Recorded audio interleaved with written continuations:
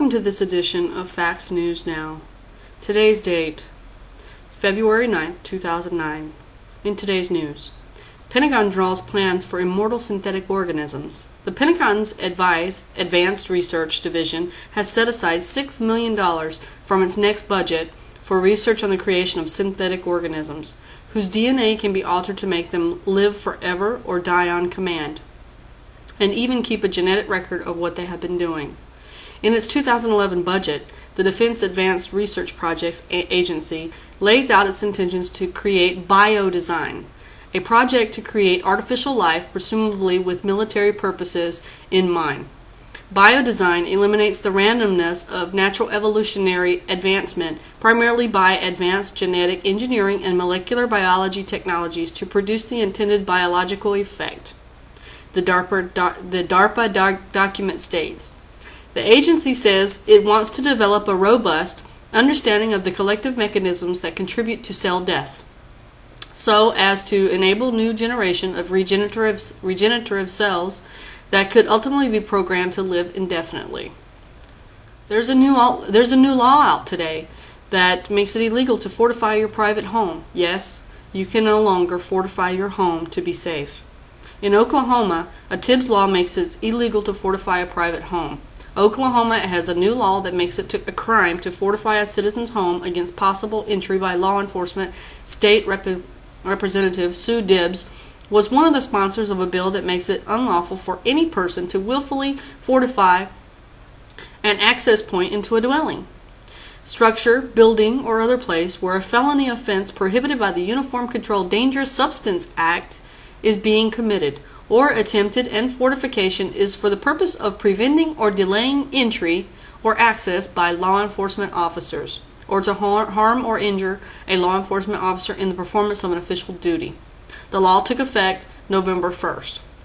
The law states that to fortify an access point means to willfully construct, install, position, or use or hold any material or device designed to injure a person upon the entry of or the strengthened, defend, restrict, or obstruct any door, window, or opening into a dwelling, structure, building, or other place to extend beyond the security provided by a commercial alarm system, lock or deadbolt, or a combination of lock, deadbolt, or alarm. The law carries a punishment of imprisonment of not more than 5 years, or by a fine up to $10,000, or by both. So I guess the concertina wire's out. U.S. faces serious cyberspace threats. The United States faces serious and significant threats within cyberspace, the White House top's counterterrorism advisor said Sunday, adding it was an issue of national security. The threats and the vulnerabilities within the cyber domain are serious and significant, John Brennan told NBC, adding a cybersecurity board had been set up at the White House. It's a very complex and complicated challenge, but we are working very closely with the private sector. Last month, a row over internet freedom erupted between China and the United States, as Beijing denied any state involvement in cyber attacks on internet search engines such as Google.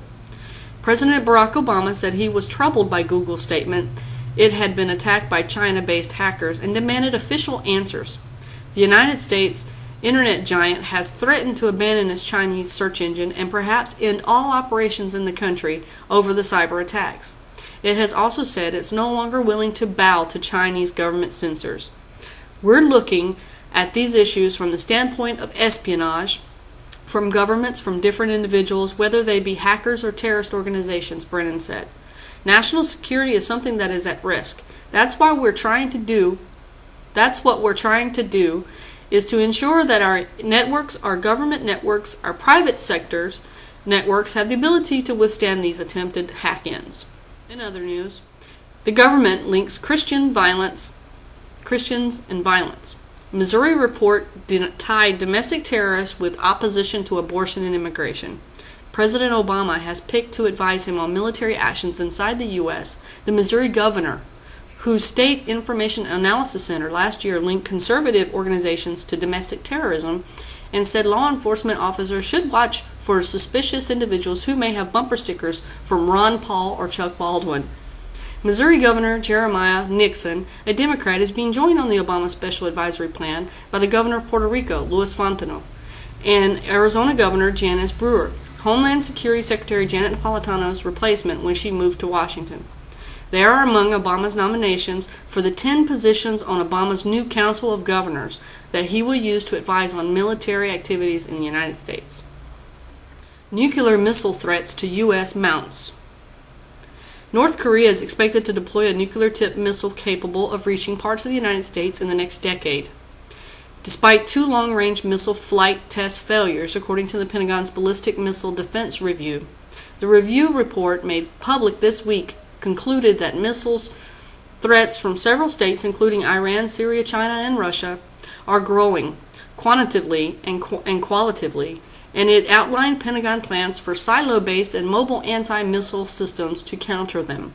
On North Korea, the report disclosed for the first time the United States intelligence estimate of when Pyongyang will be able to reach the technically challenged threshold of producing a nuclear device small enough to be carried on a missile.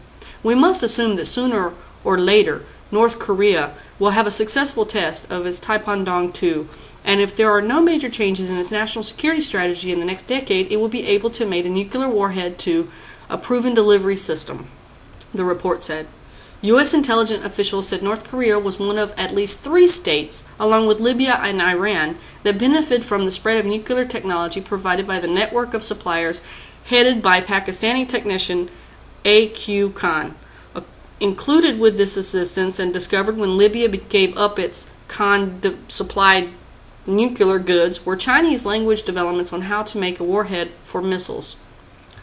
The U.S. intelligence agency suspect, but have not confirmed, that North Korea also obtained the warhead design documents from Mr. Khan. North Korea's 2 underground nuclear tests and its development of long-range missiles is a major worry, the report says, noting that Iran also is developing long-range missiles.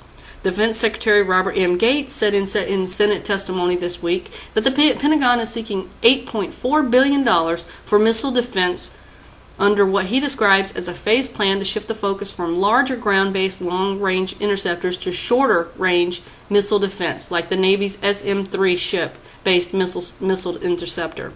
We have deployed ground-based interceptors at Fort Greely in Alaska. We have very aggressive test programs that have been successful. We believe that those interceptors give us the capability to deal with launches from either Iran or North Korea, a small-scale threat, Mr. Gates said. Chuck Downs, a former Pentagon official and specialist on North Korea, said the North Korean drive for a long-range nuclear missile is part of Pyongyang's objective of being able to threaten the United States. They are a regimen that has already replied on coercive threats with their own people, with their neighbors, and with the United States, he said. Developing a nuclear-tipped Taepyeong will be the high point of their military development program, said Mr. Downs, head of the Committee of Human Rights in North Korea. It should come as no surprise that they are seeking to develop missiles. And until next time, this is Facts News Now.